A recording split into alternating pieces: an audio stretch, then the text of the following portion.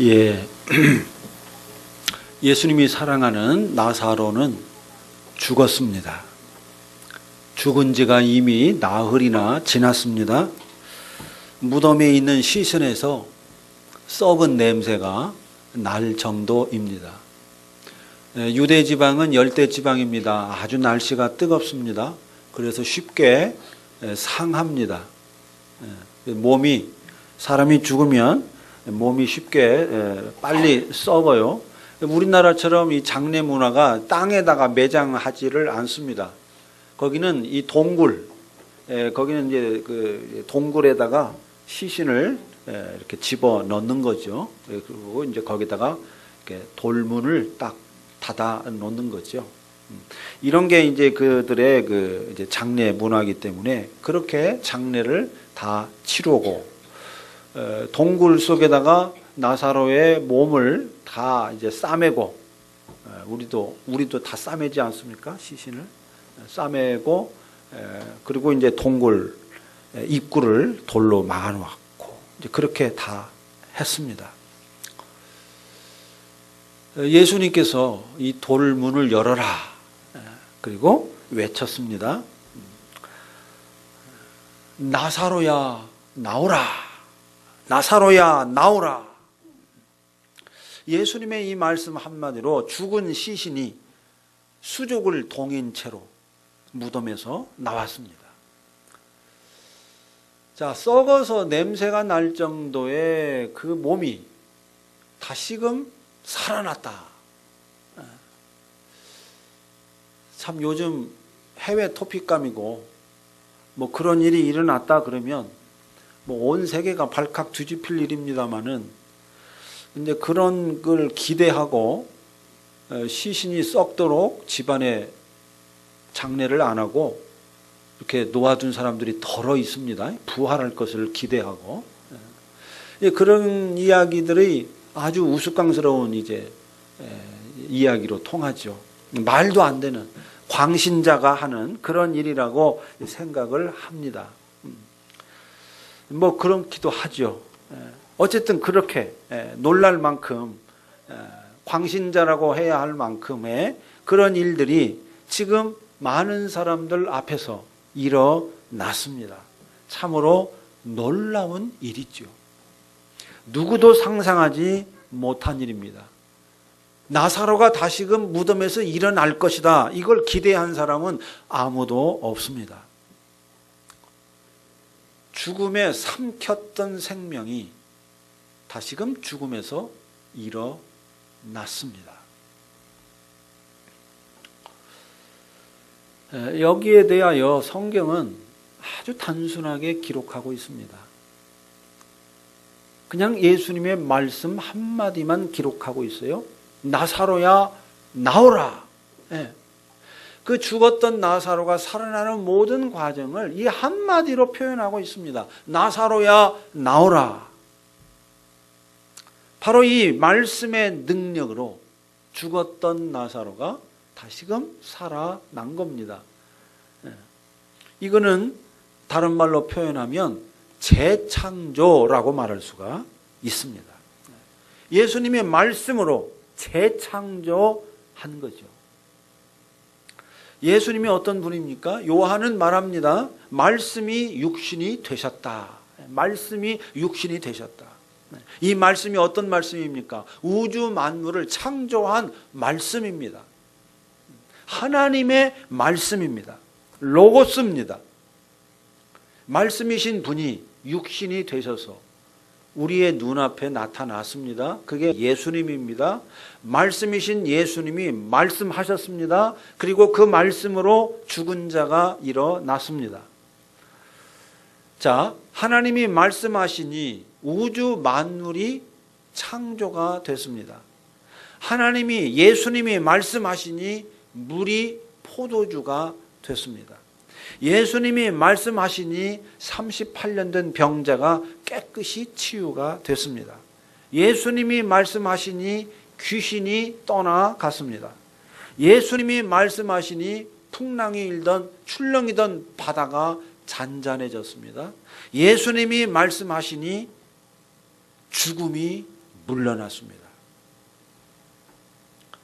이 모든 사건, 말씀으로 일어난 모든 사건은 다 재창조의 사건입니다. 하나님은 말씀으로 창조하셨을 뿐만 아니라 말씀으로 재창조하십니다. 뭘 재창조하십니까? 죽음에 갇힌 생명을 다시금 회복시키는 그 재창조의 일을 하시는 거죠. 그러니까 죽었던 나사로가 다시금 일어난 것, 무덤을 박차고 무덤에서 나온 것은 단지 놀라운 사건이 아닙니다. 단지 기적이 아닙니다. 단지 재창조가 아닙니다. 이거는 표적입니다. 표적. 예수님의 부활을 가리키는 표적이기도 하지만, 그러나 이것은 뭘 가리키는 표적이냐? 첫째로 부활의 현실성을 보여준 것입니다. 부활의 현실성. 이 부활이라고 하는 것이 단지 꿈이거나 희망이거나 인간의 희망상, 다시금 죽음에서 살아나면 좋겠다, 그런 어떤 막연한 희망, 막연한 기대, 그런 게 아니라는 겁니다.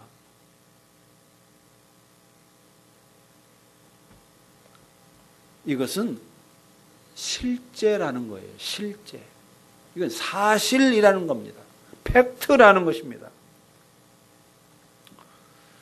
이 부활, 죽은 자가, 죽은 생명이 다시금 살아나는 이 사건은 그리스도 안에서 일어나는 새로운 현실이라는 것입니다.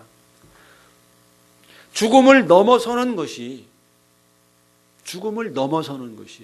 그리스도 안에 있는 새로운 현실이라는 거예요. 그냥 막연한 기대가 아니고, 인간의 꿈이 아니고, 이거는 새로운 현실. 어떤 현실이냐? 그리스도 안에 있는 현실이라는 거예요.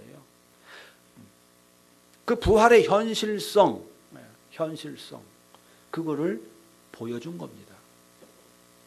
부활은 이 세상이 아닌 저 세상에서의 일이거나 저 세상에서의 사건이 아니라는 거예요. 부활은 지금 우리가 발딛고 살아가는 이 땅에서 우리가 목도할 수 있는, 우리의 눈앞에 일어날 수 있는 눈앞의 현실이라는 겁니다. 현실.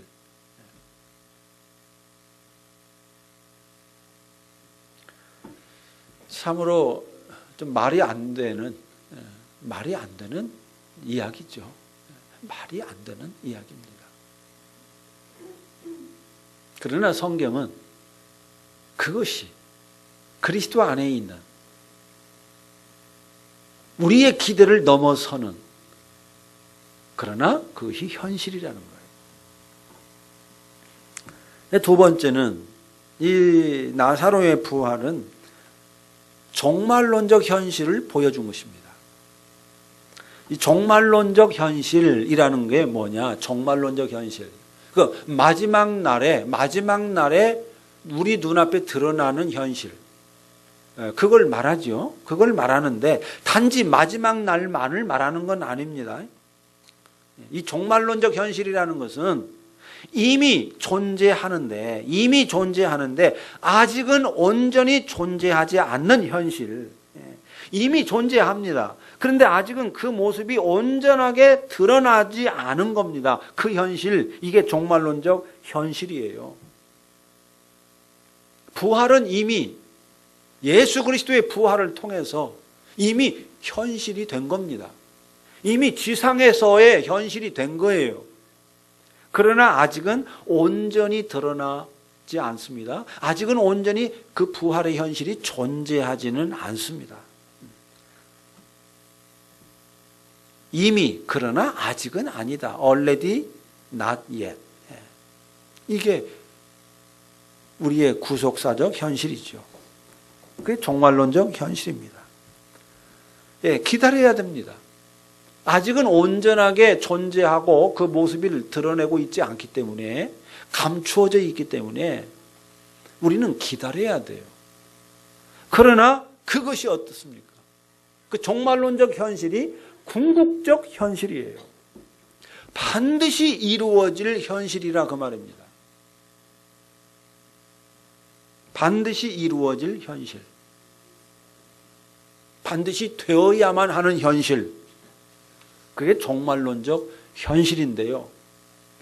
나사로의 부활을 통해서 그 종말론적 현실성을 사람들에게 계시적 사건으로 표적으로 보여준 것입니다.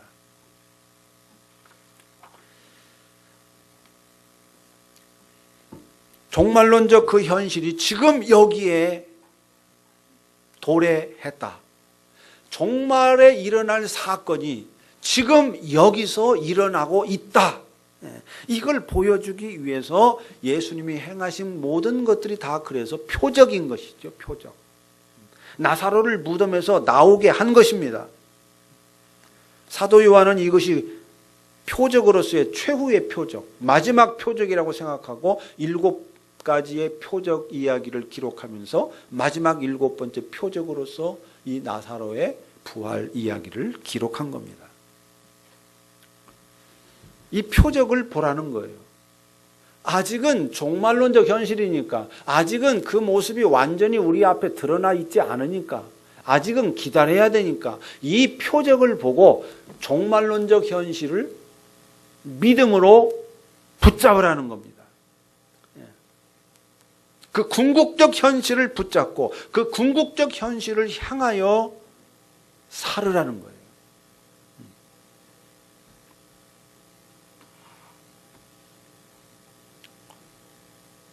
그래서 예수님이 말씀했죠. 내 말이 내가 믿으면 하나님의 영광을 보리라. 하나님의 영광을 보리라. 그 하나님의 영광을 나사로를 무덤에서 불러냄으로써 하나님의 영광을 보여준 거죠. 하나님의 영광이 증거, 계시가 된 겁니다. 그걸 보게 만든 거죠. 그래서 믿음을 갖게 하는 겁니다. 뭘? 종말론적 현실을 믿게 만드는 거죠. 자, 나사로의 부활은 세 번째로 거대한 전환이자 승리의 순간입니다. 승리의 사건입니다. 이 부활, 나사로의 부활은요, 단지 죽음에서 일어난 것이 아닙니다. 단지 죽음에서 일어나는 게 아니에요. 그냥 그 죽기 전에 살던 패턴, 살던 시스템과 똑같은 삶의 패턴, 생명의 시스템으로 다시금 돌아오는 게 아닙니다.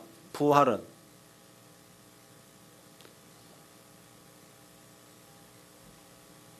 죽음의 권세에 종노릇하는 것에서 완전하게 해방되는 것입니다. 죽임살이 시스템에서 생명살이 시스템으로 대전환이 일어나는 겁니다. 무엇이? 나의 일상이, 나의 존재와 나의 삶이 거대한 혁명적 대전환이 일어나는 거예요. 라이프 스타일이 전적으로 회개하는 것입니다. 변화하는 것입니다. 우리는 지금까지 이 세상은 뭐가 왕노릇하고 있습니까? 무엇이? 죽음이 왕노릇하고 있습니다. 죽음이 왕노릇합니다. 모든 사람은, 모든 생명은 죽음으로 끝납니다. 그리고 모든 사람의 삶은 죽임살이를 합니다. 죽임살이. 열심히 서로를 죽이면서 살아갑니다. 죽이면서 살아가요. 이게 이 세상의 삶의 시스템이에요. 죽임살이 시스템. 너 죽고 나 죽고, 너 죽고 나 살자. 그런데 거기서 또 한 걸음 더 나아가면 어떻게? 악이 더 받치면 어떻게 됩니까? 사람이 악이 받치면 뭐라 그래요? 거기는 아직 악이 덜 받친 거라니까. 악이 더 받치면 어떻게 돼요? 너 죽고 나 죽고 이렇게 하는 거잖아요. 너 죽고 나 죽자. 그러고 막 이제 덤비잖아요. 이게 여러분 인생의 현실이에요. 모든 사람이 살아가는 삶의 패턴입니다. 삶의 본질이에요. 너 죽고 나 죽자 이거예요. 아무리 고상하고 아무리 교양을 갖추고요, 아무리 뭐 대단한 지식을 갖고 있다 하더라도 인간의 삶의 양식은요, 삶의 스타일, 라이프 스타일은 너 죽고 나 죽자, 그런 이 죽임살이 시스템입니다. 이 세상의 모든 경제 시스템이, 경쟁 시스템이라는 게 다 그거예요. 죽임살이 시스템이에요. 우리는 거기에 철저하게 복종하면서 살아갑니다. 부활은 바로 그 시스템으로부터의 거대한 전환, 뭘로? 죽임살이 시스템에서 생명살이 시스템으로의 전환을 선포하는 겁니다. 너는 더 이상 너 죽고 나 죽자 그런 라이프 스타일로 살지 않는다. 너 살고 나 살자. 너를 살림으로써 내가 산다. 우리 함께 살자. 서로가 생명이 생명을 보듬고 생명이 생명을 보호하고 생명이 생명을 낳는 그런 삶의 시스템, 이게 생명살이죠. 그 생명살이로의 전환, 이게 뭐예요? 이게 부활인 거죠. 이게 부활입니다. 이 부활 사건은 그런 면에서 가장 거대한 전환이고 세상의 혁명이고 승리이고 가장 궁극적 승리고 마지막 전투에서의 승리인 것입니다. 부활은 단지 죽음에서 일어난 것이 아니에요. 죽음을 정복하는 것입니다. 죽음을 물리치는 것입니다. 죽음을 넘어서는 것입니다.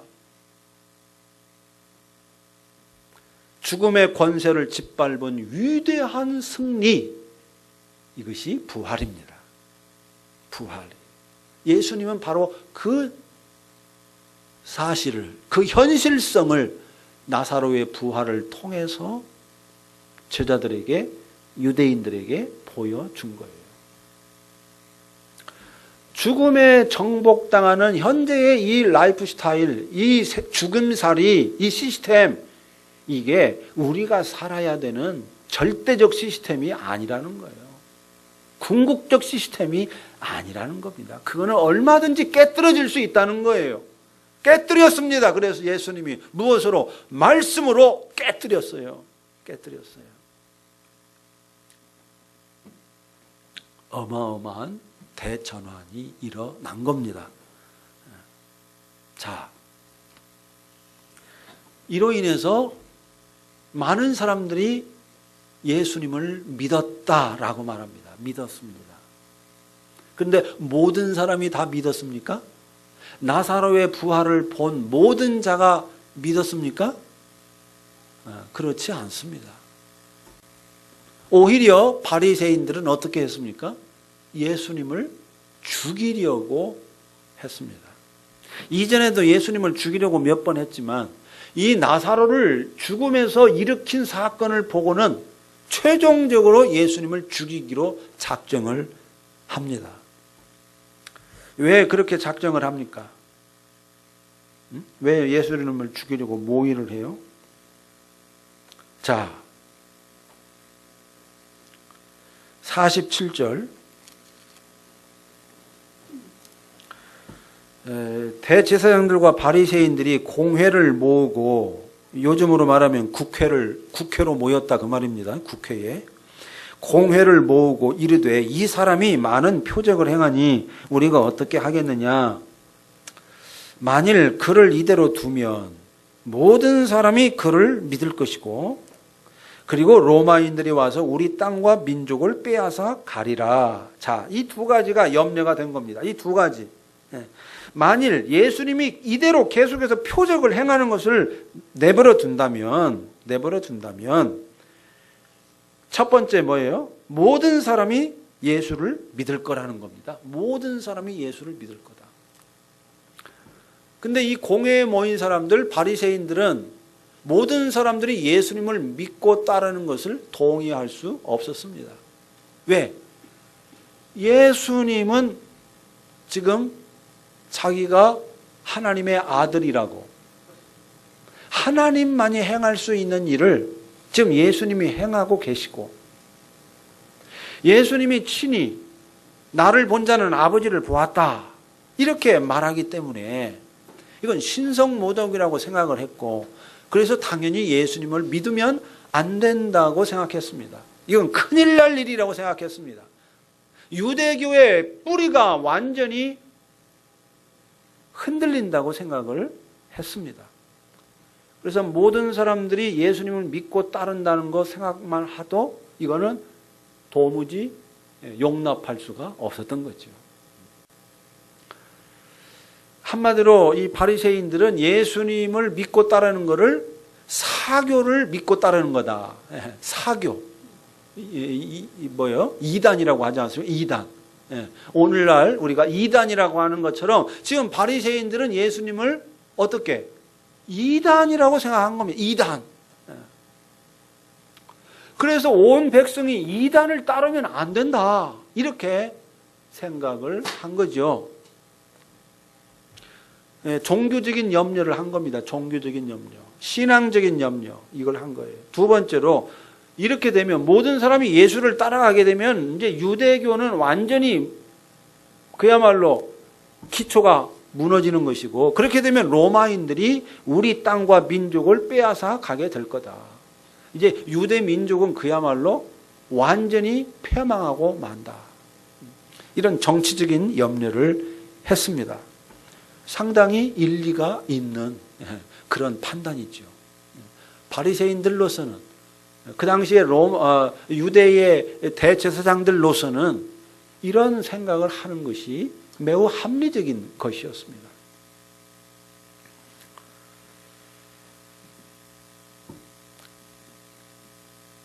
저들은 하나님을 위해서, 또 하나님의 말씀 때문에, 이 바리새인이나 대제사장들은요, 이스라엘 유대인들의 그 종교, 유대교, 하나님의 말씀을 가진 자들이고 하나님의 말씀을 따르는 자들이고 유대교를 보수하고 지키는 핵심 멤버들입니다. 그런데 저들이 어떻게 했습니까? 하나님의 말씀 때문에 말씀이신 예수님을 죽이려 한 겁니다. 하나님의 말씀으로 지금 하나님의 말씀이신 예수님을 죽이려고 하는 거예요. 바리새인이나 대제사장들이 지금 누구를 대변하고 있느냐? 어떤 세력을 대변하고 있느냐? 바로 죽음의 권세를 대변하고 있습니다. 죽음의 권세. 온 세상을 지배하고 있는 것은 지금 죽음의 권세인데, 그 죽음의 권세가 예수님이 지금 나사로를 무덤에서 일으킨 것은 죽음의 권세를 완전히 깨뜨린 거지 않습니까? 죽음의 권세를 박살낸 겁니다. 그 죽음의 권세를 박살내버리니까 죽음의 권세가 더 이상 물러설 곳이 없어요. 그러니까 이제 예수님을 죽이려고 대드는 겁니다. 죽음의 권세를 깨뜨리는 이 자를 없애지 않으면, 이 자를 없애야만 죽음의 권세가 계속 왕노릇할 수 있기 때문에 발악을 한 겁니다. 이 죽음의 권세의 대변자들이 누구였느냐? 놀랍게도 하나님을 섬기는 대제사장들이었고, 말씀을 철저하게 순종한다고 하는, 따른다고 하는 바리새인들이었다 하는 겁니다.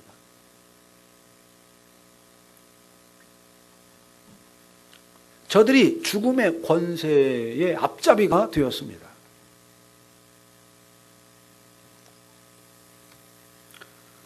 죽음의 권세가 왕좌에서 쫓겨나지 않으려고 발버둥을 친 겁니다. 부활의 예수, 죽음의 권세를 짓밟는 예수를 죽이려고 한 것입니다. 예수님은 어떻게 됐습니까? 예수님은 죽었습니다. 저들에 의해서 죽임을 당했습니다. 죽음을 당했어요.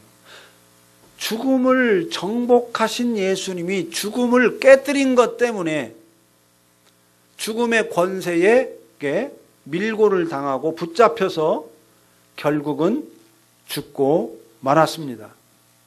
물론 예수님은 저들에 의하여 죽임 당한 건 아닙니다. 저들에 의해서 죽임을 당했지만 사실은 예수님은 하나님 아버지의 뜻을 따라 죽음으로 나아간 겁니다. 예수님은 죽을 권세도 있고 죽지 않을 권세도 있었습니다. 근데 예수님은 스스로 죽음의 권세에 자기가 들어갔습니다. 그래서 어떻게 해요? 죽음으로써 죽음의 권세를 영원히 깨뜨린 거죠.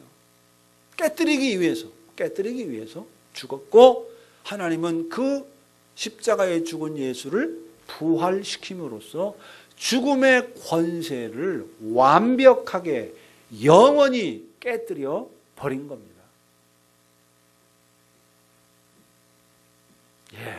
이게 하나님의 방식이에요. 죽음으로써 죽음의 권세를 깨뜨렸습니다.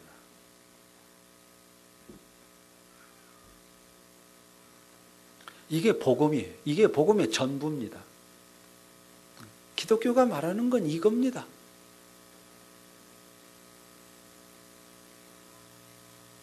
하나님이 예수님을 통해서 이 땅을 정복하고 있는 죽음의 권세를 궁극적으로 깨뜨리고 승리하셨다. 이 부활이 종말론적 현실이다. 여러분이 참여하게 될 이 온 세상의 궁극적 현실이다. 내가 온 세상을 창조했는데 이 온 세상을, 생명으로 가득한 이 온 세상을 죽음의 권세가 왕노릇하지 못하도록 내가 죽음의 권세를 깨뜨렸고, 그래서 온 생명을 다시금 생명의 자리로 회복시킨다. 이게 하나님이 하시는 일이에요. 이게 복음의 전부예요. 죽음에 갇힌 생명, 죽음의 권세에 종노릇하는 생명이 잘 되는 거, 그거예요. 그 생명이 잘 되는 거, 잘 되게 하는 거, 여러분, 그게 복음이 아니에요. 죽임살이를 남보다 더 잘하게 하는 거, 더 멋지게 잘하는 거, 죽음이 왕노릇하는 그 시스템 속에서 남보다 앞서가거나 남보다 더 찬란하게 잠시 그 빛을 누리거나 영광의 자리에 차지하게 하거나, 여러분, 그렇게 해주는 것이 복음이 아니에요. 하나님이 하시는 일이 아니에요.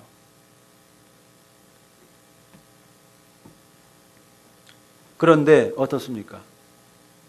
오늘날 대부분의 많은 강단에서 선포되는 복음은 바로 이런 복음에 갇혀 있습니다. 죽음에 정복당한 생명, 죽음에게 종노릇하는 생명이 복받고, 그 생명이 건강하고, 그 생명이 영광을 누리고, 남보다 더 효과적으로 죽임살이 잘 해내고, 이것을 복음이라고 이야기합니다. 이건 복음이 아닙니다. 이건 복음이 아니에요. 그런데 교회는 복음 아닌 복음을 예수 그리스도의 복음이라고 이야기를 하고, 어떻게 하면 세상에서 잘 먹고 잘 사는가? 그 뭐예요? 그 처세술, 세상에서 말하는 처세술, 이런 것들을 굉장히 많은 설교에서 이야기합니다. 처세술을 어떻게 하면 성공하는가? 이 성공에 대한 안내, 이것이 여러분 복음이라고 말합니다. 예수님 안에 그런 복이 있다고 말합니다. 그렇지 않습니다. 그런 복을 주기 위해서 예수님이 이 땅에 온 게 아니에요. 그런데 복음이 아닌 것을 복음이라고 말하는 이것이 바로 오늘날 교회의 비참한 현실인 것입니다. 이걸 갖다가 다른 말로 표현하면 세속화라고 말하는 것이죠.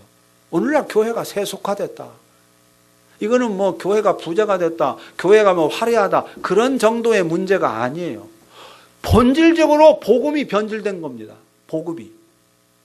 죽음에 갇힌 생명이 번성하는 것을 복음이라고 말하는 거예요. 그게 아니에요. 복음은 죽음에 갇힌 생명이 죽음을 박차고 전혀 다른 차원의 생명을 사는 것이 복음인 거죠. 죽음의 권세를 깨뜨린 생명, 죽음을 넘어선 생명을 사는 것이 복음입니다. 죽임살이에서 생명살이로의 거대한 전환을 경험하고 거대한 전환이 일어나게 하는 것이 복음입니다.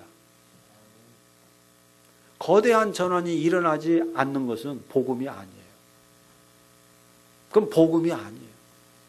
거대한 전환이 일어납니다. 혁명 중에 혁명. 요즘에 우리가 참 전 국민이 같은 마음으로 광화문 광장에 나가고 도시마다 광장에 모여서 대통령 하야, 퇴진, 대통령을 구속하라고 외치고 있습니다. 어제도 참 그 날씨가 굽고 추운데도 불구하고 150명이라는 사람이 만을 뺐나요? 150만 명이 참 모였다. 정말 감동입니다. 감동이에요. 참 저는 어제 나간 우리 성도님들에게 대해서 너무나도 자랑스럽고 우리 한이 한비까지 나가서 참 어제 그렇게 외쳤다고 그래요. 저는 우리 김강호 목사님이 딸들을 잘 키웠구나. 제가 그 생각을 했습니다. 공적인 신앙, 역사의 문제 앞에 당당하게 나가서 정의를 외칠 수 있는 그런 신앙을 갖는 거 굉장히 중요해요. 그러나 여러분, 이 혁명은 정말로 굉장히 필요한 혁명이긴 하지만 예수님이 행하신 혁명에 비하면 너무나도 미미한 혁명인 것입니다. 박근혜를 감옥에다가 가둬야 되는 거는 당연한 이치인데 구속을 해야 되는데, 여러분 구속을 한들 그게 여러분 대단한 거 아니에요. 구속은 해야 되지만은 그것으로서 세상이 변하는 건 아닙니다. 우리가 외쳐야 돼요. 광화문에 나가서 대통령이 임기를 채우는 것은 수치 중에 수치입니다. 우리의 자존심이 허락하지 않습니다. 끌어내려야 됩니다. 그러나 끌어내린다 한들 거기에서 일어나는 변화라고 하는 것은 지극히 미미합니다. 미미하지만 가치가 있어요.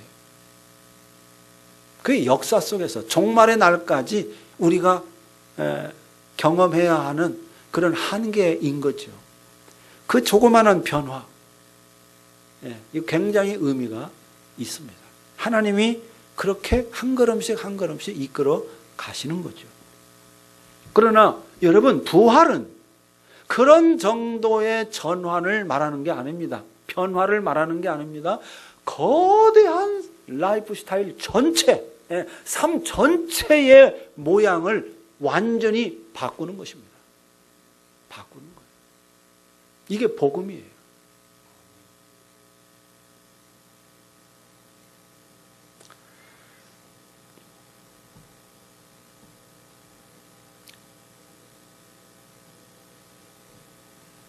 우리는 죽음이 왕노릇하는 이 세상 속에 여전히 살고 있기 때문에 거대한 그 전환이 우리 안에서 일어났습니다마는 아직은 온전하지 못해요. 그러나 끊임없이 온전치 못한 그 사실을 인식하고 끊임없이 그 전환을 날마다 해야 돼요. 거대한 전환이 우리 속에서 끊임없이 일어나고 반복되어야 합니다. 그것이 신앙의 삶인 거예요. 그게 크리스찬의 생명력인 것이죠. 그게 부활의 생명이 내 속에 있다는 것은 끊임없이 뭡니까? 내 삶의 거대한 전환이 쉬지 않고 아직도 일어나고 있다. 그게 부활의 능력이, 부활의 말씀이 내 안에 있다는 증거인 거죠. 그냥 세상을 쫓아 산다면, 그냥 죽음이 왕노릇하는 그 시스템, 죽임살이 시스템에 그냥 충실하게 살아간다면, 그럼 부활의 영, 부활의 말씀이, 부활의 생명력이 내 안에 없는 거죠. 내 안에 없는 거예요.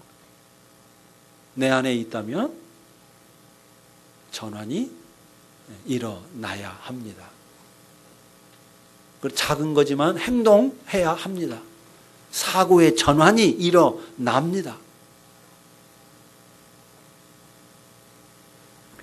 그런 삶을 우리가 끊임없이 꿈꾸고 기대하고 부활의 말씀이신 예수님을 우리 마음 가운데 모시고 그렇게 날마다 전환되어 가는 거대한 전환의 그 수레바퀴 속에, 수레바퀴에 우리가 함께 이끌려서 이렇게 전환의 길로 나아가는 그런 우리 성도님들 다 되시기를 바랍니다. 그럴 때 우리의 삶이 생명살이가 됩니다. 생명살이가 돼요. 기도합시다.